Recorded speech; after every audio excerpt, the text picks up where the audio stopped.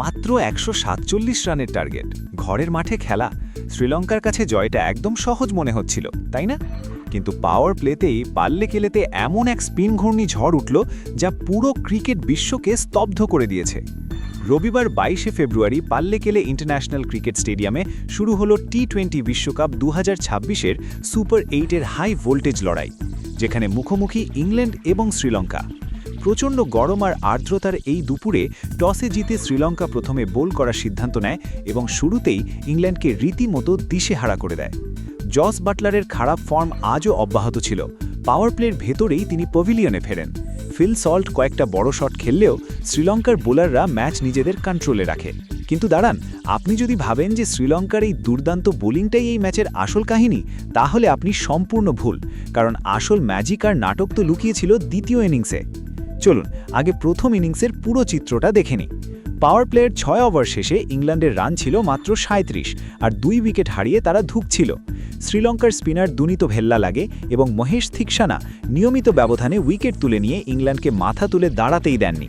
Jacob Bethell দ্রুত out হন আর এরপর টম ব্যান্টন যেভাবে হতাশাজনকভাবে রান আউট হলেন তা ইংল্যান্ড শিবিরের চাপ আরও বাড়িয়ে দেয়। ক্যাপ্টেন হ্যারি ব্রুক এসে পাল্টা আক্রমণের চেষ্টা করেছিলেন ঠিকই, কিন্তু বেশিক্ষণ টিকতে পারেননি। ১০ ওভার শেষে ইংল্যান্ডের স্কোর ছিল মাত্র ৬৮-৪। এরপর স্যাম কারেনকে সাথে নিয়ে প্রতিরোধ গড়ার চেষ্টা করেন ফিল সল্ট।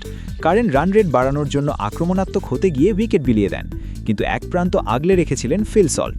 এই কঠিন কন্ডিশনে তিনি অসাধারণ কিছু শট খেলে ৪০ বলে ৬২ রানের এক লড়াকু হাফ সেঞ্চুরি তুলে নেন। বন্ধুরা, বাকিদের ব্যর্থতার মাঝে ফিল সল্টের এই একাকী লড়াই যদি আপনাদেরও মুগ্ধ করে থাকে, তাহলে এখনই ভিডিওটিতে একটি লাইক দিন। আপনাদের একটা লাইক আমাদের অনেক উৎসাহ দেয়। ঠিক যখন মনে হচ্ছিল ইংল্যান্ড বড় স্কোর করবে, তখনই দুষ্মান্ত চামিরা এসে ফিল সল্টকে প্যাভিলিয়নে ফেরান। ১৬ ওভার শেষে স্কোর দাঁড়ায় ১১৪-৬। উইল জ্যাক্স শেষ দিকে ফিনিশিংয়ের কিছু ঝলক দেখালেও প্রত্যাশিত সেই ঝড় তুলতে পারেননি। ২০ ওভারে ইংল্যান্ড মাত্র ১৪৬ স্কোরে আটকে যায়।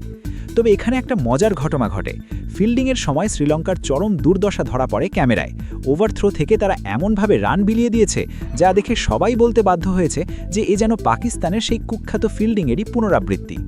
এরপর ১৪৭ রান তাড়া করতে নামে শ্রীলঙ্কা। সবাই ভেবেছিল খুব আরামেই তারা জিতে যাবে, কিন্তু এরপরই শুরু হলো আসল তাণ্ডব। ইংল্যান্ডের স্পিন ট্র্যাপ সব হিসাব পাল্টে দেয়। পাওয়ার প্লের মধ্যেই শ্রীলঙ্কা ৫ উইকেট হারিয়ে ধ্বংসস্তূপে পরিণত হয়। ফর্মে থাকা প্রথম নিশাঙ্কা দ্রুত আউট হওয়ার পর উইল জ্যাক্স বোল হাতে রীতিমতো আগুন ঝরান। তিনি ৪ ওভারে মাত্র ২২ রান দিয়ে ৩টি অমূল্য উইকেট তুলে নেন। কুশল মেন্ডিস বা পবন রত্নায়কে কেউই জ্যাক্সের স্পিন বুঝতে না পারে ফিরে যান। এই স্পেলটাই মূলত শ্রীলঙ্কার ব্যাটিংয়ের মেরুদণ্ড ভেঙে দেয়। কামিন্দু মেন্ডিস এবং ক্যাপ্টেন দাসুন সানাকা ইনিংস গড়ার আপ্রাণ চেষ্টা করেছিলেন, কিন্তু ইংল্যান্ড কোনো সুযোগই দেননি। লিয়াম ডাসন এবং আদিল রাশিদও এই উইকেট উৎসবে যোগ দেন এবং শেষ পর্যন্ত শ্রীলঙ্কাকে মাত্র ৯৫ রানে অল আউট করে দেন। কোথায় মনে হচ্ছিল শ্রীলঙ্কা সহজে জিতবে, আর সেখানে ইংল্যান্ড তাদের স্পিন বিষে নীল করে ৫১ রানের এক বিশাল জয় তুলে নিল। সুপার 8-এ নিজেদের প্রথম ম্যাচেই ইংল্যান্ড বুঝিয়ে দিল যে রান যত কমই হোক না কেন, তাদের বোলিং অ্যাটাক যে কোনো ব্যাটিং লাইনআপকে গুড়িয়ে দিতে পারে।